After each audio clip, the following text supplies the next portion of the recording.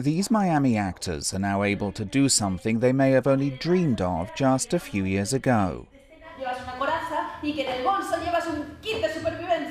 Director Marcos Cassanova says the Teatro Ocho Theatre is just one of a growing number of venues in the city's Little Havana district which actually perform the work of playwrights still living in Cuba. In the past, we had plays that some people wanted to produce of playwrights residing in Cuba, and it was impossible because of the protest, some threats even to the theater.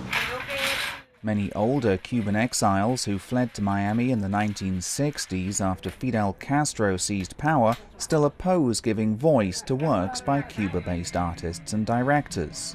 One has to understand that, indeed, the older generation suffered a lot. They left a lot behind, and one has to understand sort of where they're coming from.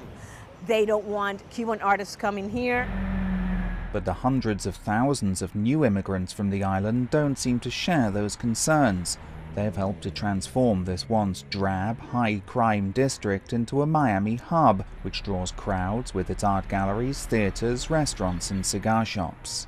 We are looking at Kundo Bermudez. Kundo Bermudez was... Israel Moleiro's gallery is one of a number that have sprung up in Little Havana. He says attitudes towards art from the island have changed.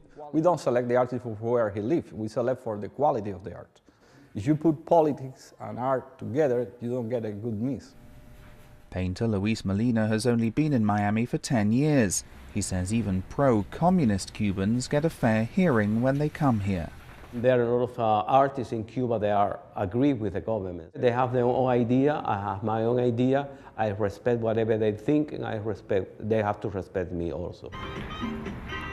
While the US still has no formal diplomatic ties with the island, many of the newer arrivals in Little Havana hope the arts can succeed where politics has so far failed and help strengthen bonds between Miami's Cubans and their counterparts across the Florida Straits.